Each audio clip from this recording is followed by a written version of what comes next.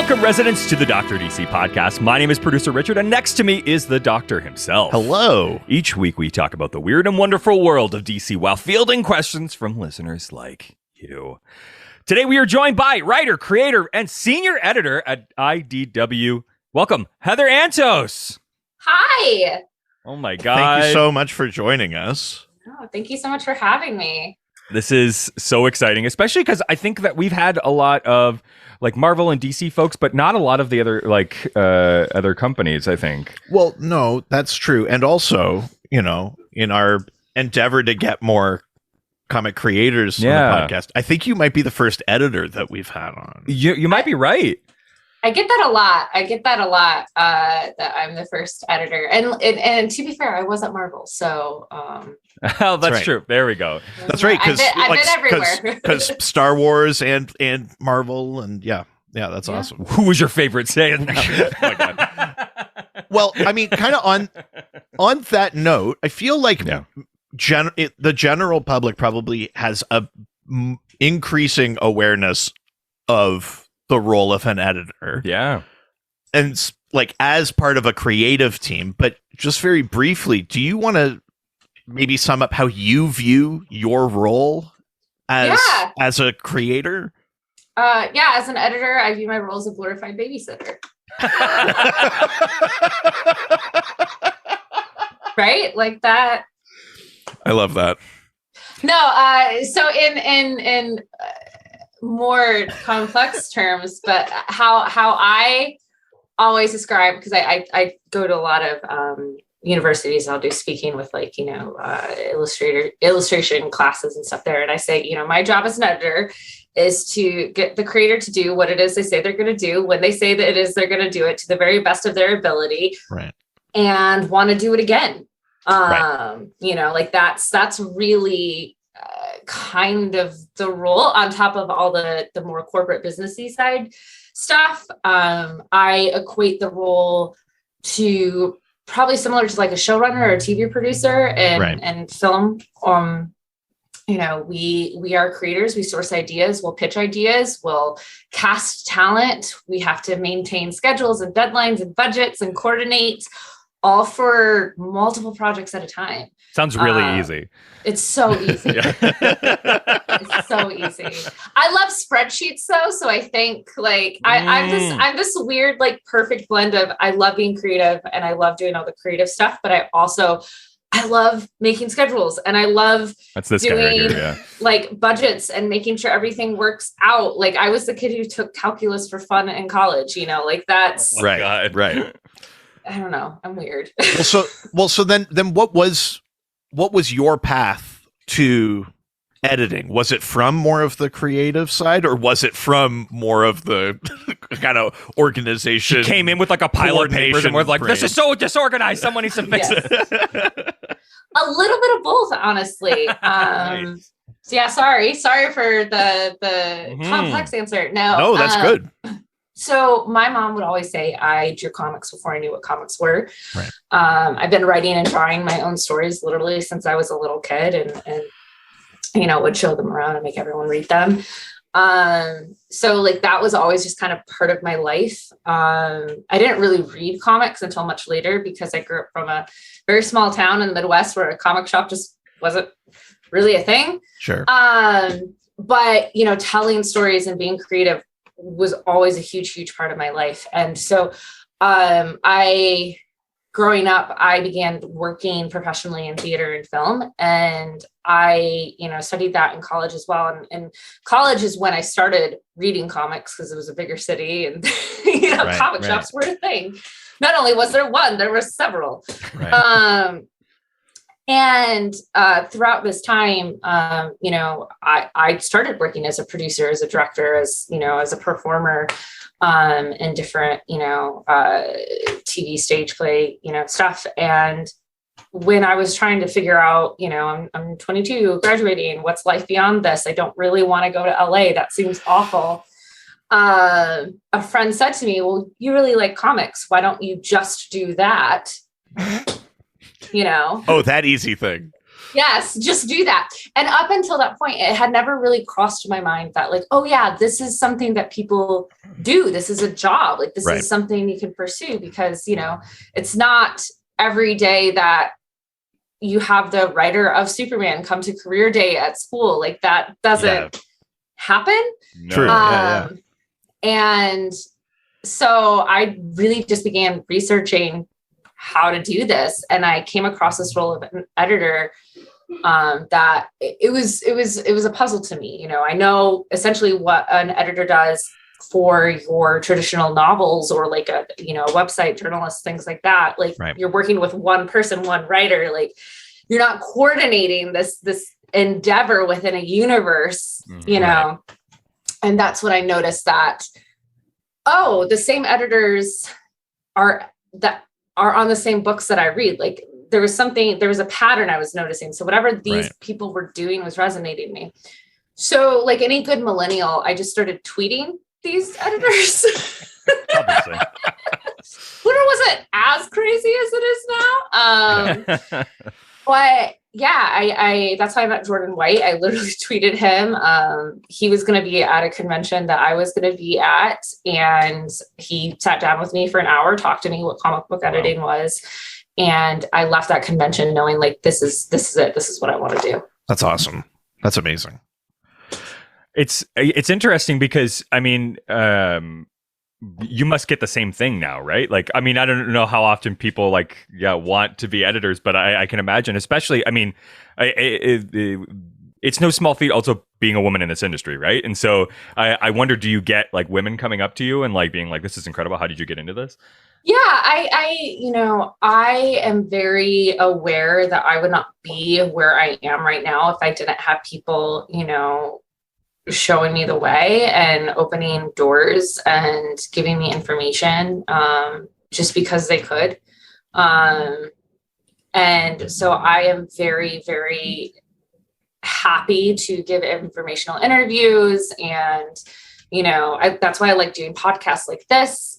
Because again, when I was coming up, podcasts really weren't a thing. And so I love talking about what I do and going to schools. And, you know, I always, whenever I have interns, I'm always like, please reach out, like talk to me, like, I will look over anything. And I mean it, like, I will, I want to help you guys out.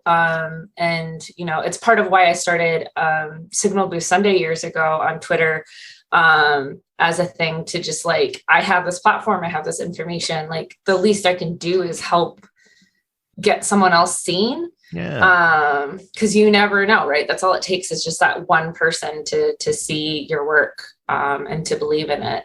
And it's important. Yeah. That's awesome. So you talked about how you started kind of really reading comics when you got to college. Obviously, we have like a topic we're going to talk about today, but what were some of like the things that like really grabbed you? Like, what are some of your favorite things that you were reading? Yeah. So to segue into that topic, we'll get there. We'll get there. I assume people will know from the title of this episode. Yes. But, I'm playing coy for no reason. Who knows? People might not read. It might just go. But I just press play and don't. Yeah. Yeah. So so growing up, back to growing up, like, though I didn't read comics, it was still very much a part of my life in some way, whether it was fighting over the Sunday, you know, morning news strips with my brothers, or, you know, my favorite television show growing up was the Adam West Ward Batman television show. Like that was one of my favorites. My first crush that I remember was Chris O'Donnell as Robin. Oh, sure. Hell yeah. doing his laundry with the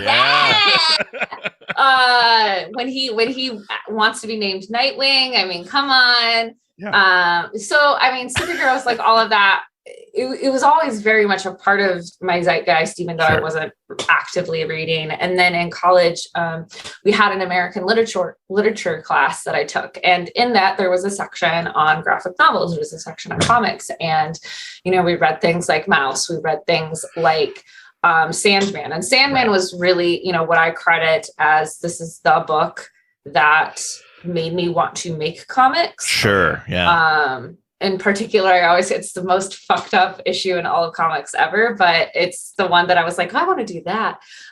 Is 24-Hour Diner, Volume 2, Issue 6, where it's a beautiful, in quotes, standalone issue. But if you've read everything leading up to that, it also has this huge payoff. Yeah.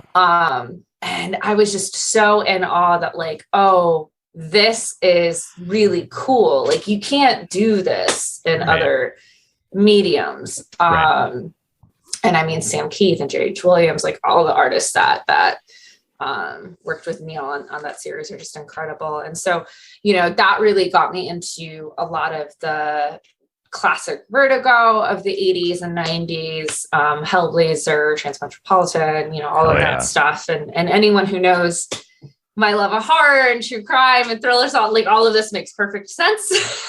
Yeah. But I was never really into superhero comics. And a part of that is, you know, it's the, you know, old tale that we hear time and time again. They didn't feel like they were for me. Sure.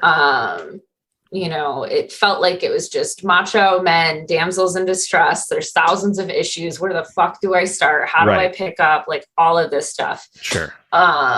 It felt like a lot. I enjoyed the Marvel films. I enjoyed the DC films, but I just, you know, didn't know where to go. And this was towards the end of college, like kind of around the same time, right before I decided to pursue comics. They announced this movie called Green Lantern. Oh, I remember being so excited. I know. Why? What happened? You can watch it. We'll let you discover for yourself. Okay, I'm so excited. But they announced this movie, and like any 21-year-old, you know, any woman, like, oh my God, Ryan Reynolds, like, I'm so excited. Sure. I have to see this movie. And I don't know why. I think it was like the perfect kismet of, I took this class, comics were now becoming like more accessible to me. Right. And I didn't really know anything about Green Lantern. Right. So I decided to look up, you know, where does the story come from? Where do I start? And that's when I ordered, like, it was Emerald Dawn and Secret Origins, I think were the two books that they're saying that movie that was most inspired by. And I just consumed them. I just became obsessed. I loved them so much. They were so good. It was around the same time that DC's New 52 was really kicking off. And so it's funny because I started my professional career at Marvel, but all I read up until then was DC. I just read all DC Hell comics, yeah. and I consumed everything. And then the one Marvel book I read was Deadpool. That was the one. Right, I read Deadpool and then everything DC Comics. And you guys will appreciate this because when I started interviewing for Marvel, I was like, oh man, I guess I better read some. I guess I better start picking some. Incredible. That's amazing. I love it. I love that. Well, we got lots of questions about Green Lantern. Oh my God. So I've not actively read Green Lantern in so long now, so I'm very nervous. That's okay. That is all. He's the expert. Don't worry about it. I'm the quote unquote expert, and even that's a pretty loose term. No, he's got his degree in DC, and if he's wrong, come for him. Oh no! Man. Oh no! Man. That's me in Star Wars, so I get it. All right. Well, why don't we jump into some questions? Sure. And we're going to start off on Facebook. Go to the face and the book. Go to the Facebook. That's right. Really catchy song that we wrote, and it's very original. First question comes from Ryan Putney, who asks, one of the things that got me into Green Lantern was the fact that the ring is powered by will, and found it to be inspirational for those like myself who suffer from mental disorders like anxiety and depression. What are some great stories or moments that exemplify any Green Lantern's willpower? Lastly, what is it that draws or drew you into Green Lantern? Oh. Oh my God, that's best moments. Yeah. I don't know if I can say like exact specific moments, but like, no, I think that's a great descriptor of why Green Lantern resonates with so many different people. Like even the various, the various Green Lanterns. I personally, Kyle Rayner for life. He's my favorite. Sure. He's an artist, so I think. Sure. Yes, of course. there Yeah. we go, I love that it comes from the beholder, right? The power comes from the user. Yeah. With any of the rings. One of my favorite Shakespeare quotes is, it's not in our stars to choose our destiny, but it's in ourselves. And, I think that's something that is very, very, very inspiring about this corner of the DC universe. You're not a chosen one. Technically you are a chosen one because the ring chooses you, but but anyone could pick it up and use it if they got their hands on it. Mm-hmm. I remember the thing that initially hooked me with the idea of Green Lantern. The reason I was so excited when they announced the movie was because growing up, my dad just told me about Green Lantern. Like I learned a bunch of comics from my dad, and he told me. I think he was telling me about like Alan Scott, like the golden. Yeah, with the like red costume. Worst too. Oh my god! There's so many colors. Green Lantern, but he's gonna be in red, like purple with a purple cape and a brown belt. Yeah.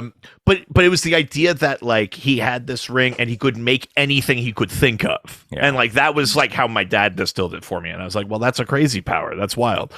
And but yeah, I think the moments that stand out for me in Green Lantern are where that thing that's inside, the like will overcoming fear thing, can get like translated outward. There's that moment in the Sinestro Corps War where they're attacking Coast City, and all the like regular citizens, the like residents of Coast City, just put like green lights in their windows. They like refuse to leave the city because it's I don't know. It's you love people coming together. I love like people coming together. I love like you want to get to Spider-Man, you go through us. I love that. That kind of shit. So I would say, kind of along that, like I think Brightest Day was really cool about that for me, is especially coming after the Blackest Night when everything was just like, oh man, it's Dark Night all over again. Everything is so sad and dark and and so like having Brightest Day and further exploring the mythology and meeting all these other characters and in a more positive light, that. And that to me, like, that's what Green Lantern is. It's like this cosmic hope. Yeah. Or should be. It should be. I get why Red Lantern has its own book. I get why Orange Lantern had its own book, but oh my god, those are some of the most like upsetting reads. Well, I mean, even I think you're right. I think it is about the sort of like light and the darkness thing. Because Kyle Rayner, your boy, your favorite one, his whole thing is like the core is gone. Yeah. You're the last hope, right? Yeah. And he keeps that alive basically by himself, essentially, until Hal and the core come back to life. More or less. You know what I mean? So it is that kind of like if even just like one person is inspired enough, the whole thing can survive and make things better and stuff like that. I think that's pretty cool. I just really like cops. Oh no! Didn't we know? Sticker. Thin blue line all the way.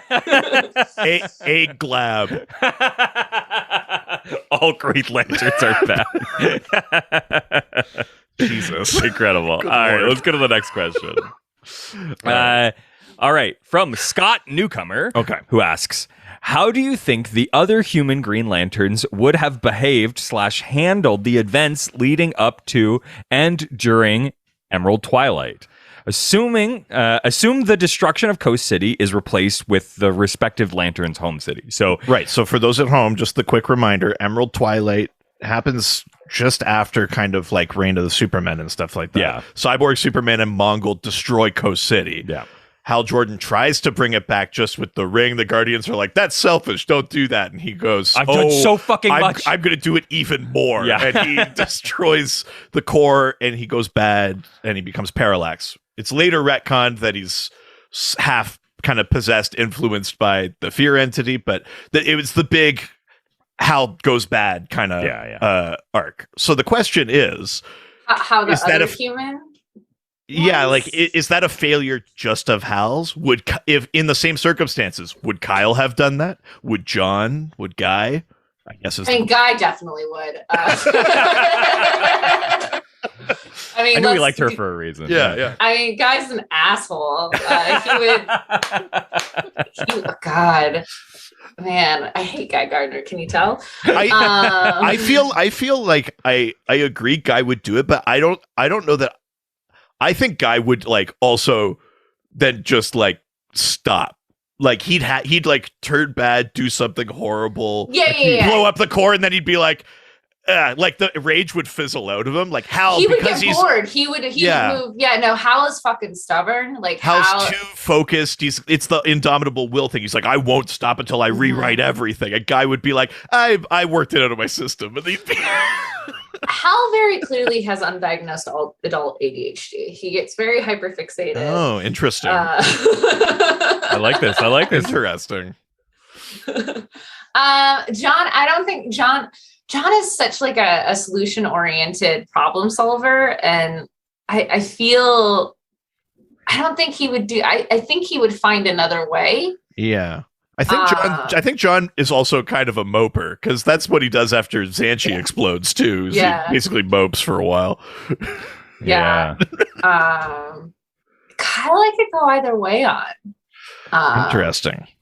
I think I could see him not as destructive as Hal would be, right? But definitely pissed off about it. Mm-hmm. Yeah. What's Kyle? Sorry, what's his hometown? Oh, I think he might also be in Coat City. I don't remember. So. Who came from? Yeah. Hey, listen. They just got more will there. Something in the water. Yeah. Look, it's DC Comics. As long as it's America, that's all that matters. It is a lot of America. Yeah. Trying to say it where it says he's from. I don't know. I feel like it was Coast City. I'm barely remembering the end of Emerald Twilight here. But, yeah, I mean, my favorite take out of this is that Guy would absolutely do it and then would move on. Yeah. I love that. That's incredible. He's like, I destroyed this city and now I'm going to go find 5 more. I love that. Los Angeles. Oh, LA thing. Okay, so who cares about LA? Yeah, come on. Yeah. It's that weird DC thing where it's like there are cities that are kind of meant to be cities, but then those cities also but then those cities also exist. Yeah. I was like, Coast City is LA. Like the idea that like Metropolis and New York both basically have to be in New York State, and Gotham is in New Jersey. So funny. So, like, I think Coast City's like Studio City, and then you have Burbank, right? Like, sure. Yeah. There you go. Yeah. I love that. All right, let's go on to the next question, which means we're leaving Facebook and going over to Twitter. That's Twitter. That's right. First question comes from Mosaic Comics, who asks, with a few brief exceptions, the yellow weakness has been gone for nearly 30 years. Looking back, was it really as silly as everyone thought? Was it ubiquity, an appropriate balance for the power and versatility of the ring? Did the Parallax retcon redeem this weakness? Right. So the broad question is, was it silly for Green Lantern's weakness to be the color yellow? I think, is it silly for a weakness to be a color? Absolutely. Sure. Yeah. Like, yes, unless, well, no, I want to get into like actual physiology of light, but I was just like, unless you talk about how it's the light and then the weakness is black, which is the absence of light, and then you want to go there we go all of that, right? But even if that was the case, the weakness of green shouldn't be yellow, because if you want to get into color theory, blue and yellow make green. Blue and yellow make green. Like, you would think the weakness would be red, which neutralizes it. Oh, right.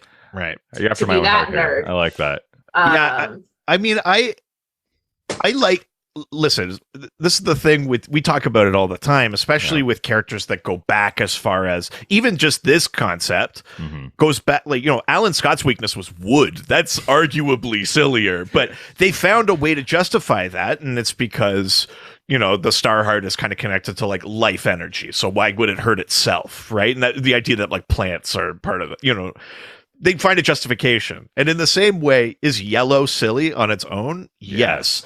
But I don't know. I like the evolving retcon justification of like green is will.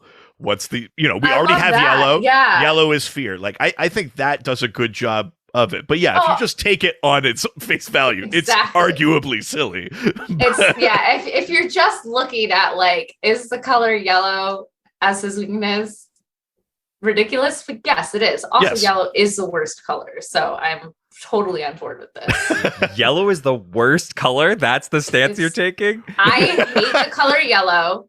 Literally, it's the color of warning signs. Hello. Wow. All right. We're throwing down. We're gonna get yellow stands in the comments. It's a color of creativity, huh, Heather? No, it's not.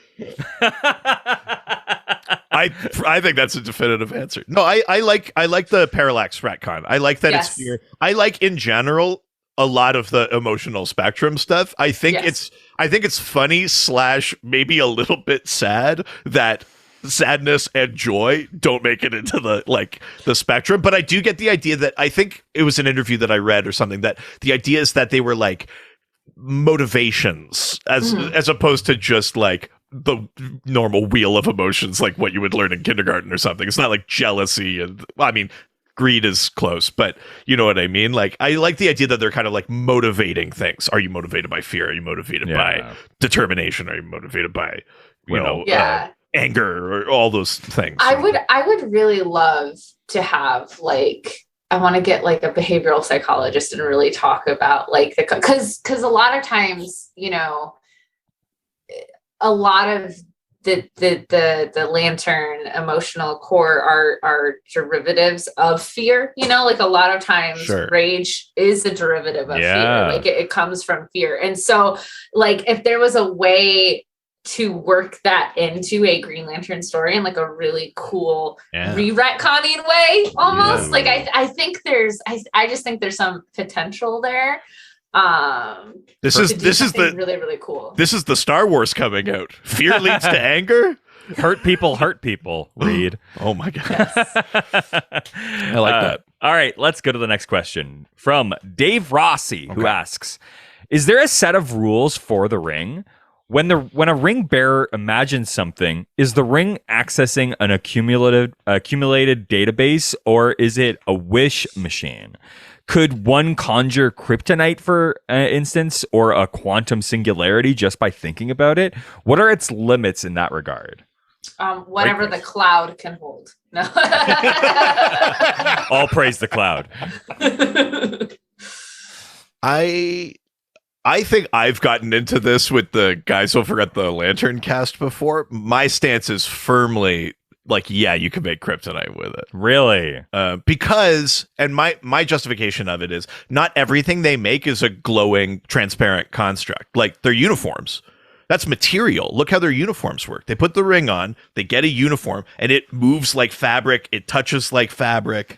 So what you're saying? Like, there are things there, unconscious or otherwise, that get fully materialized into reality via the power of... But if you're going to make like a giant hammer, there's no point of making it the most realistic hammer. You just need the shape of a hammer. Basically. Yeah, but unless you're a stickler for detail. Maybe so if Heather had a Green Lantern ring. Well, so with that's this, an editor's mind. With the editor lens and your history of reading these things, what's your take on the kind of rules of the power?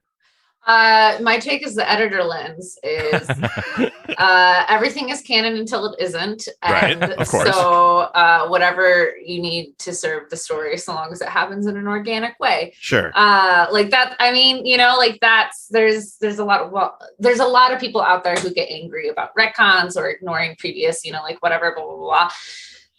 look, these things have been around for going on 100 years. You're gonna fuck up. Like, Yes, and yeah. also some of that shit sucks. I'm sorry. Yellow being the weakness of the Green Lantern, that sucks. It's stupid. Sure. So, you know, with that, having that been in mind, like, so long as all the context is within the story itself and we're explaining, you know, it's there and makes sense and is motivating and serving the story, then I don't fucking care what the rules are. Like, just so long as, you know, they're not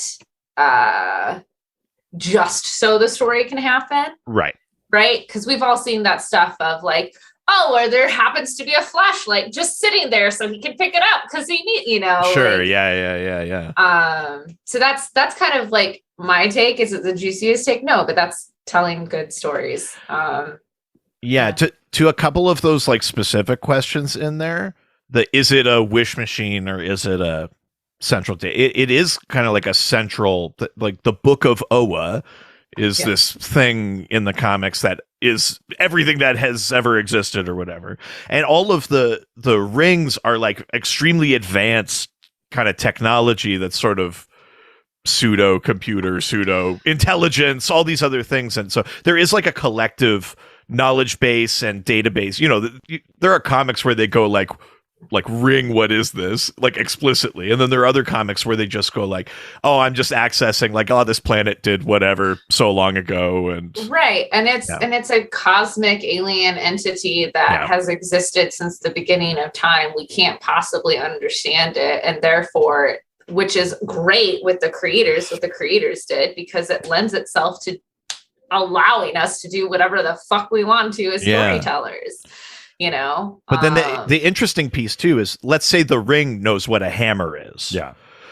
They also in the comics have done the thing where the bearer also is part of what goes into the construct, right? Mm-hmm. John Stewart's an architect. His constructs are like canonically more detailed and like structural. Kyle is an artist. His constructs are like canonically more creative and, you know, kind of free form. You know, Guy has like his ring sometimes just sparks because there's just so much going on there and it just can't keep it in. Like, I like the sort of blend of like, yeah, there's like a database, but it's also not like ring, like you cycle through, you go like, I'll use hammer A for this. I imagine it's like, operator, we need a Camaro 1965. It's, you know, like, what do you have in store? It's not, no, it's like the Batmobile you just put in the book. In the old 60s Batman. Yeah, it's my favorite thing. They put the whole phone book into the computer, and it's just they press no buttons, and one little slip of paper comes out that tells them where to go. Yeah. Perfect. What more do you need? Exactly. It's perfect. Exactly. All right, let's go to the next question. Sure. Speaking of the Lantern Cast, all right, who asks, I've asked. Oh, they're already rebutting. Oh no. Are they here? Where are they? Yeah, all they say is yellow is a great color. That's amazing. That's very funny. No, they say tell them I'm never going on their podcast. Oh no! Sorry, Lantern Cast. They ask, I've asked it before, but with each new person, I must ask again. Can Hal Jordan truly be redeemed? Right, and I think an alternate phrasing of this question that we may have tackled before is, how much do we buy into the parallax retcon?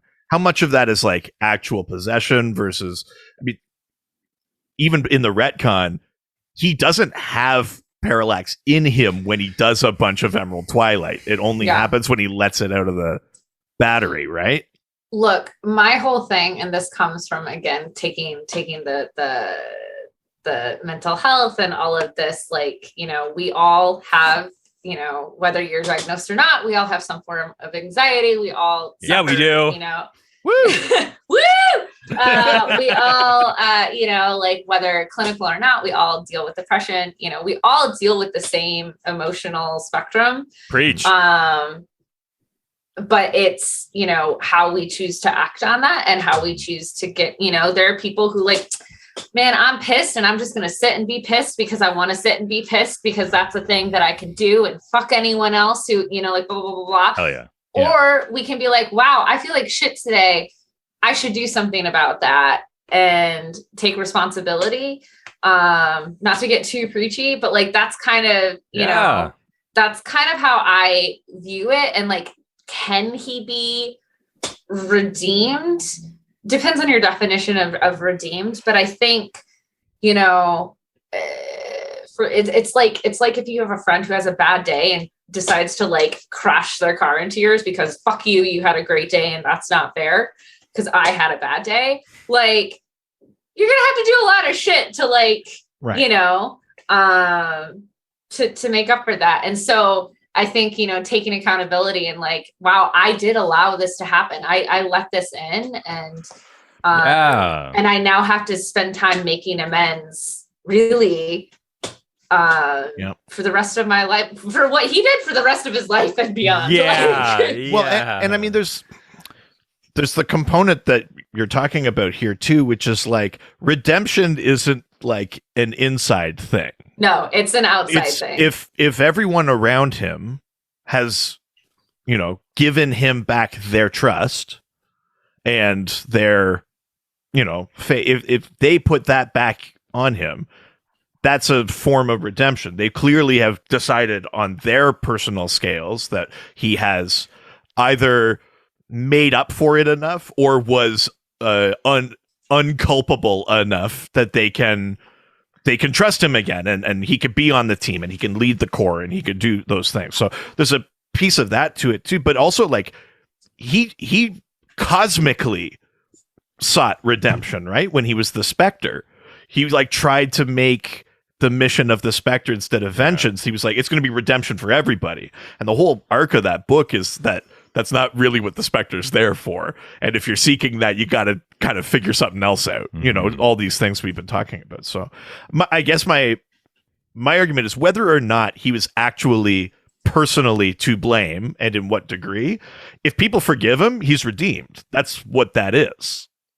You know what I mean? There's forgiveness and redemption, I don't know, are two different but there's things, not like an objective like tally, I think, is what I'm saying. It's all the I'm keeping track in. I don't know. It's got a list. I don't know. The numbers aren't looking great. All right, let's go to the next question. Sure. From Alex Jaffe, who asks, are the Guardians of the Universe tyrants, incompetent, or both? Oh, yes. I think we're done here. I mean, that is the correct answer. Yes. Is there an argument to be had? You know, the idea that they unilaterally were like, we made a police force. You're welcome. When has that ever gone wrong? But also they're like, wait, that answers to whom and on what authority? Shut up. We didn't How about sign that? up. Yeah. And it has unlimited power and tanks. And we did that after our last police force went crazy. Yeah. But we got it this time. Yeah. It's kind of like they're kind of like how I feel about the Watchers in the Marvel universe, right? Like it's just like, oh, these all powerful beings that are just gonna sit there and be like, huh, interesting. Yeah. Who watches the Watchers? I mean, what a thing I find interesting is like they are, for being these kind of immortal, you know, kind of cosmically wise, extremely powerful beings, they are like deeply flawed, like almost like Olympian level flawed, like the hubris of them to be like, emotions don't affect us. And then they go like, shit, we can't let this thing get out, cover it up. Like they're always driven by fear or, you know, things like that. The very things they expect these mortals to be better than, they're like, we are absolutely not better than that. No. That's really funny. Okay, let's go to the next question then. Let's do it. From Greg Fine, who asks, which of Kyle's currently living exes was he best with? Soranik, Donna, Jade, or Carol? Ooh, interesting. Oh my God.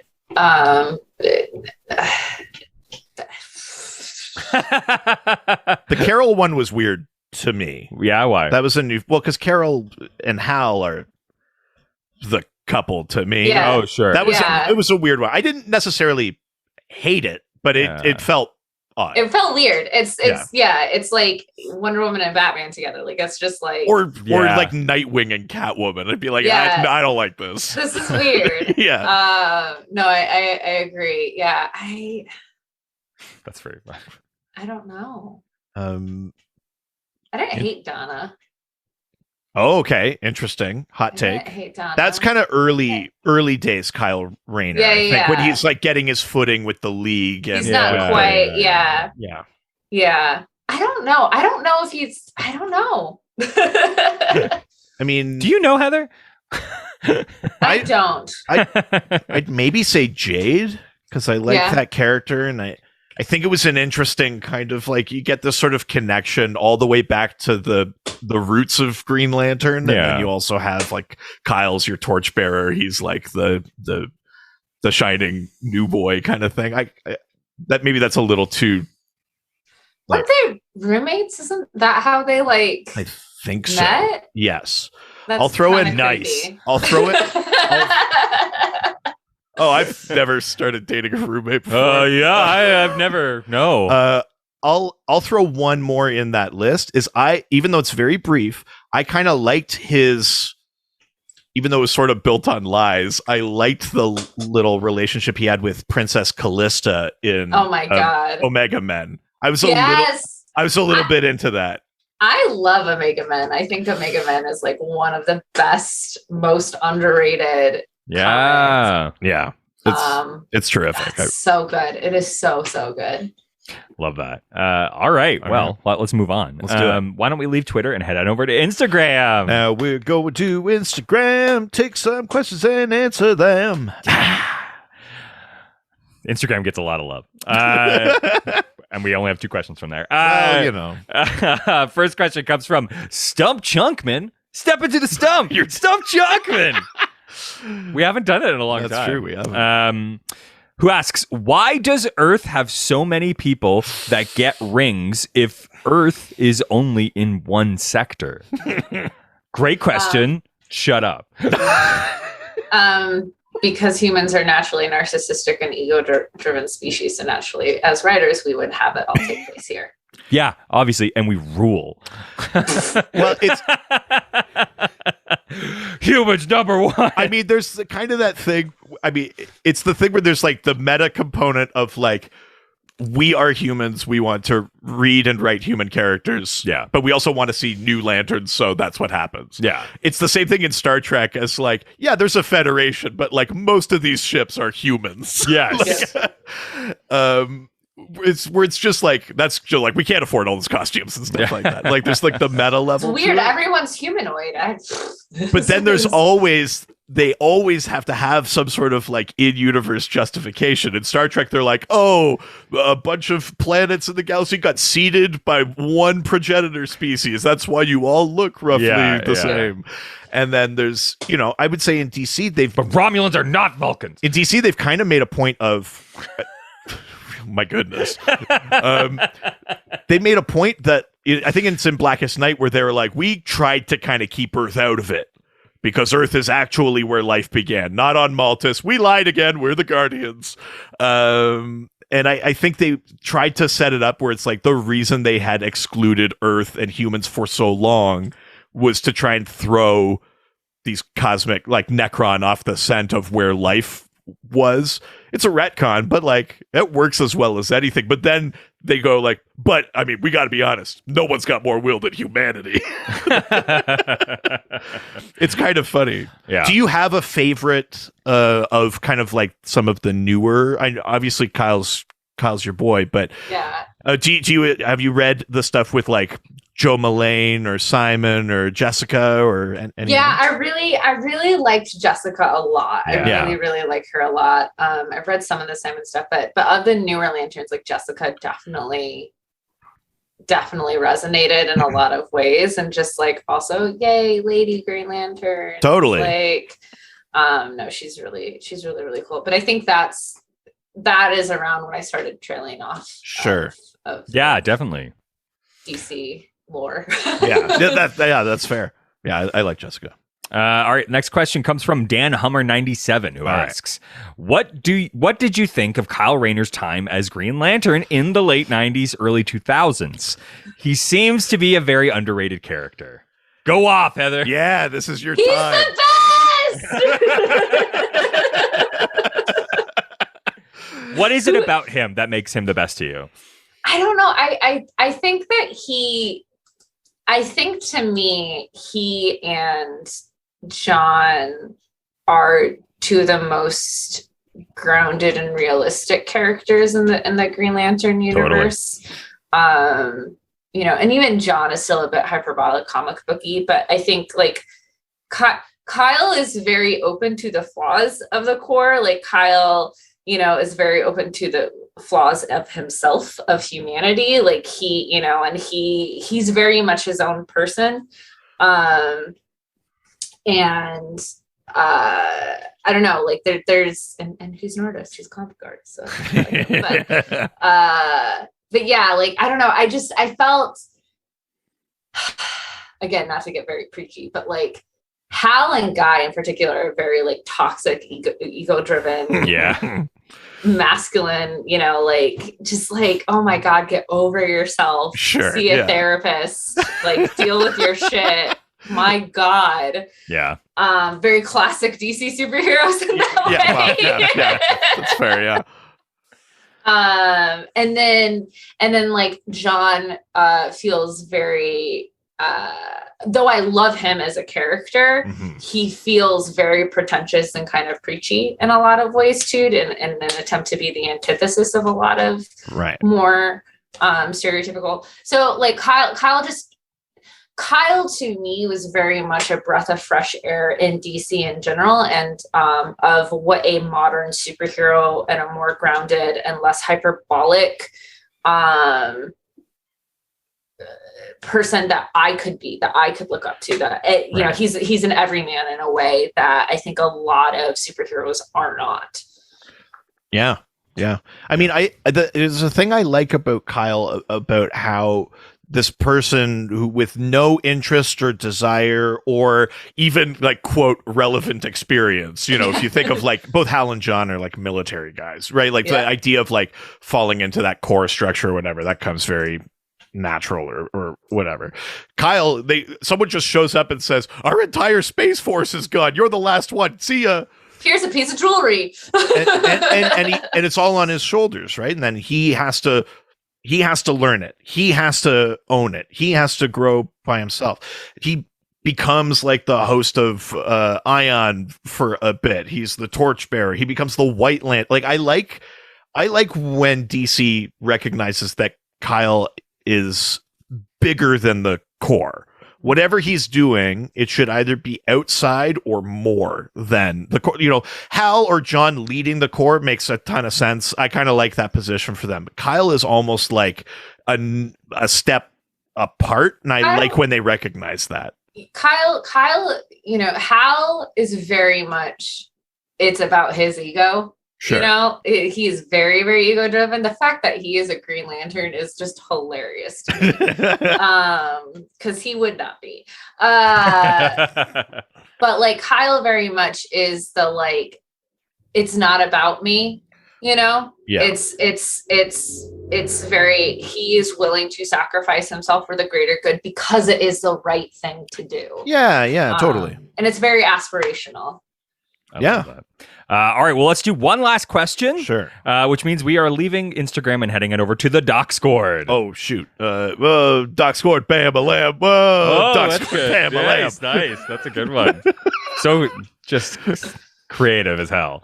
I don't know why I would make a bit where I have to come up with a new one every time. I don't know. You do this every time. I have to throw the word Doc Scored into a new song every time because I'm dumb. Hell yeah. You need to retcon that. I do. We have never done anything like that. We've never retconned anything in the show. Ever. Yeah. All right. Last question from So Much Portuguese Irish Fury, who asks if I'm excited for Heather to answer this. Okay. No. If tomorrow you were given the reins of the Green Lantern books, what creative team or teams would you pick, and what books would you have? The rules are: you can't pick someone that is currently or has ever worked on a Green Lantern book. Oh, geez Louise. And there must be a penguin somewhere. I mean, there's a penguin in every comic I do, so. There we go. Duh, there would be one. Do you guys know about the penguin thing? I don't. Oh. I don't. Okay. So yeah, I was like, which one of you runs the Twitter, basically? That's me. That explains. Do you want to explain, or should I? No, go for it. I love penguins. That's all you need to know. Oh, No. yeah, they're cute little gentlemen. Yeah, I like them. So anyone who knows anything about me, it knows I'm obsessed with penguins. The reason Gwenpool has a penguin backpack is that's my contribution. Oh, okay. If you look at any comic I've worked on, there's a good chance you'll see a penguin like stuck in there somewhere. I've had creators who, even though I've never worked on a DC book, I've had friends who work for DC who will like sneak a penguin and then to be like, look, there's a penguin here That's for awesome. you. So if you see a penguin in a comic book, like chances are it's in some way, shape, or form. They're wearing little tuxedos. I get it. It's cute. Yeah. Listen, Yeah. Dexter is a kitty cat with a red lantern ring.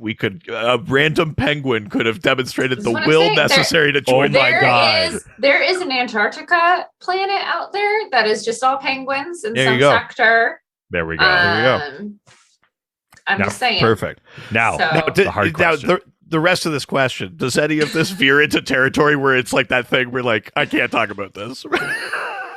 No. I mean, okay. I have no affiliation with DC, so this is all completely fine. I don't know if there's been how many millions of Green Lantern books over the years.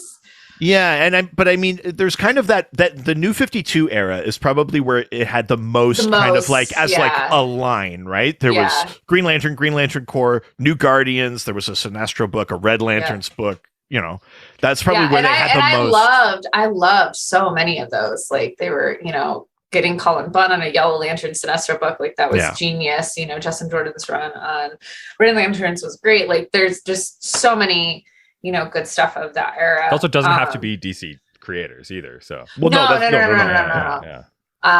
So I would do a Green Lantern book. Like it would just be Green Lantern. That's what I feel like. Yeah. That's but I think I would want to do like that story we talked about a little bit earlier where we go into the like how did these different rings, like a little bit more mythological in the book of Oa and like where the crystalline rings like really first came from and how they're emotionally driven. Mm-hmm. And I would like, I don't know, I think there would be something like to be done with being able to not manipulate, but work all of them together for ultimate power. Yeah. Is there? Do you feel like I've read a few different versions of like a Green Lantern Corps book, and it does feel like it still ends up, it's mostly just a way to center a different couple of characters. Yeah. Do you think there's like a challenge to truly like rotating different core members into a book in the way that like the Legion of Superheroes seems to be like a lingering challenge? I mean, team books are hard. Like that's the thing, and even as an editor, like if you're doing a team work versus a solo character book, like who is working on that book, like especially as the writer, like that is something that really you should be thinking of because it is hard. It's really, really hard to, and it takes different strengths. And there are people who are great at team books, but can't do, can't do a solo character book. So it is a different skill set. It's a different mindset. It's like drawing a comic book page is a different skill than drawing a cover. Right. These are all, it's using different muscles and things like that. I would love to see Kelly Thompson take on a Green Lantern book. I think she could do a really good job. That's awesome. In that. Because she's really good at emotional drama. Right. And how that motivates, the characters. And what I think I love about Green Lantern versus a lot of other DC is the construct of Green Lanterns and how the mechanics of the ring and the books work is a lot closer to how Marvel stories work than DC stories work. Oh, interesting. Okay. Yeah. And Marvel, we're following Peter Parker's story. We're not following Spider-Man's story. We're following, Steve Rogers' story. We're following Tony Stark's story. We're following and what happens because they're the person with the mask. Right. And DC, you're following Batman. You're following Wonder Woman. You're following Superman. Yeah, they have, but it's about the person, not the mask. And a lot of times in DC, it's a lot more about the mask than it is the person. Yeah, it's that old like DC as mythology, Marvel as what if they lived in our world. Exactly. Sort of thing. Yeah. And Green Lantern is like kind of that in between of both in a way, because how many other truly other than the Robins, right? How many other titles in DC do you have a Kyle Rayner, a Guy Gardner, right? All of these Green Lanterns that you can arguably fight over who's the best one, who's the main one, DC doesn't have that. And so we can really attach ourselves to these characters and who we resonate and relate to the most. And I love that. And I think that's why Green Lantern resonates with me the most it really depends on who is wearing the ring. Yeah. I love that. Well, Heather, we've taken far too much of your time. Thank you so much for coming on the podcast. Thank you. Do you have stuff you want to plug where people can find the stuff you're currently working on or cons you're going to be at? Great Twitter follow. Yeah, follow me on Twitter for all the penguins. I am at Heather Antos on all the things. Very easy to find me, to come say hi, put up with my dumb internet jokes. Have a good time. And then I'm going to be at San Diego. I'm going to be at Boston. I'm going to be at New York Comic Con. So if you're at any of those, please come say One of the cons, you will find her. I will. Yes, I'm at all of them all the time, always. That's awesome. Thank you so much for making time. This was a lot of fun. I was happy to talk Green Lantern and just funny that this seems to be the one spot you haven't really kind of touched yet in comics. So maybe one day we'll get Heather over at DC, right? All right, Heather. Thank you. Thank you. All right. Well, Heather is gone, but we are not done. Yeah, time to be gross again. I think the starkest one of that was when we had Dr. Travis Langley on. Oh my God, we were like, such good boys. Yes, sir. Then what did you do? You're a real doctor. And then he left. We were like, hey, bunch of cucks. Come. That was a lot of fun. But we are not done. Okay. We're never done. No. It's time to play everybody's favorite game. All right. Can you guess the name of a character based on someone who's not read comic books can describe that character to us? If you don't know how this works, because you're clearly a Heather Antos fan and you don't listen to this stupid podcast, but you're still here, I send a photo of a DC character. How many people do you think just shut it off? Sweetie. I send a photo of a DC character to my wife who does not read comic books, nor does she care for them. She sends back 4 clues describing what she sees. The doctor tries to figure out who this character might be. I'm ready. Are you ready? I just said I was ready. Listen. I know, but think. The tone, I just was like, it feels like maybe you're not really ready. I'm never ready. Yeah, your numbers have not been good, so. Shut the fuck up. All right, first of piece of shit. 4 clues. Here we go. First clue is great dental health. Hyena. No. Tooth Man.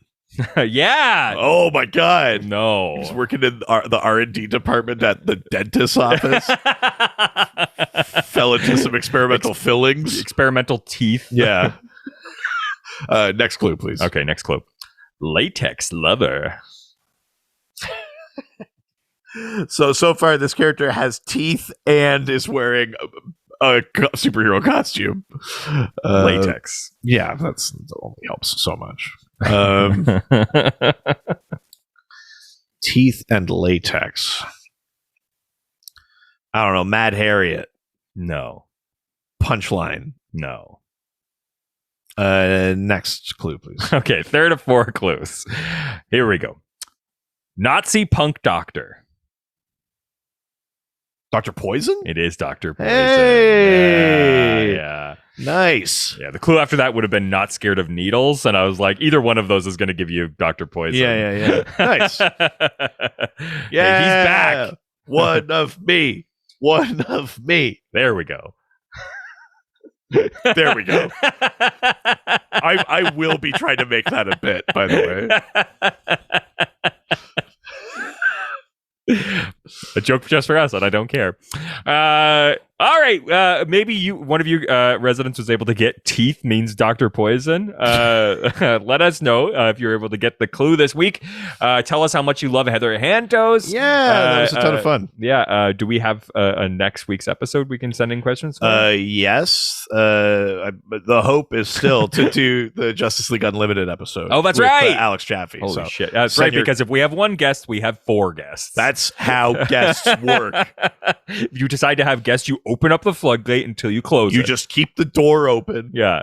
And then wafting the smell of food as outside. many guests as you can get, until and then you close it. Take it anymore. And you close it. Yeah. And you decide 6 months later Lock to have the them. door if you're coming in. That's right. Lock the door if you're recording a podcast.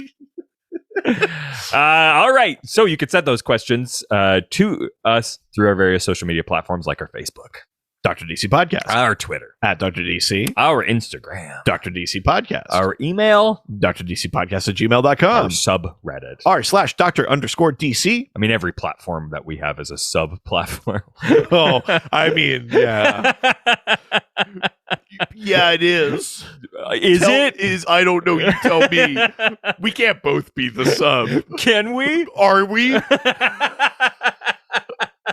We're just playing questions only. From Yes, like, that's Whose right. Line? Oops, all questions. We've renamed the game questions only to Oops, all subs. Saying the same thing, I think.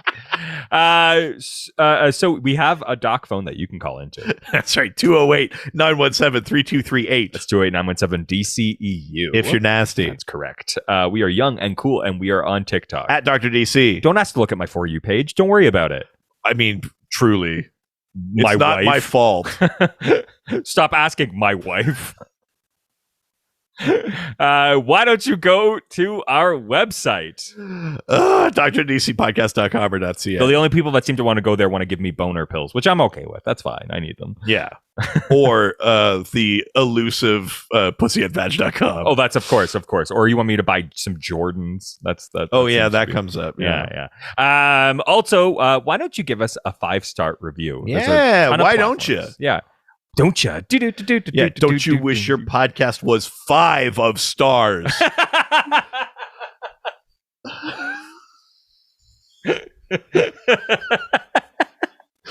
Don't ya? So wherever wherever you get the podcast, why don't you give us 5-star review there? Or if you've already done that, go to another platform. Yeah, or sign your folks up. Yeah. Even if they're dead. Also, while you're there on like Apple Yeah. Or whatever, go over to Apple Music or iTunes or here we Spotify go. or whatever. Nice. And check out Stand Up North, Shredded and Dead. It's an album of Yukon comedians that happens to feature me. It was Richard put that together with Just for Laughs. So yeah, go check that out. That's right. And just fucking play it a whole bunch. Yeah, just keep it on in the background. Yeah, call in radio stations for it. Yeah, and play it on your phone on the call. Yeah. That's right. Don't you wish your station played comedy Jokes like this? like these. Yeah, there. Also, why don't you send us some physical mail? Yeah. You could send us, money or you physically things worth money. Jesus. 301 Hogue Street, HOGE Street, Whitehorse, Yukon, Canada, Y1A1V8. It's either Richard Eden or Reed Vanier. Speaking of sending us money, if you want to get something out of it, you can subscribe to our Patreon. Yeah, baby. Patreon.com/ We have a $5 and a DC. $7 level. There's a $1, $5, and $7 level. They all give you access to the Discord, but those higher levels give you bonus episodes, videos, theme polls, all sorts of fun stuff that helps to support us. Exactly. Speaking of us, we do other things, including another podcast. Ghostfacers, a Supernatural rewatch. We're going through every single episode of the CW Supernatural. We talk about real world monster lore, behind the scenes stuff about the show. It's a ton of fun. That's right, you fucking goons. Oh my God. It's still July-Italian month. July-Italian month? That's right. Hey, we're potting here. No, we're not, because we're done. You want to get to Spider-Man? You gotta go through us. Ciao, ciao. Adios. All the superheroes, they always fight for what is right. Live with danger and adventure, they are men of might. This was a Brain Freeze podcast. Oh, so diverse. Hey, Capico. Oh my God, so culturally relevant.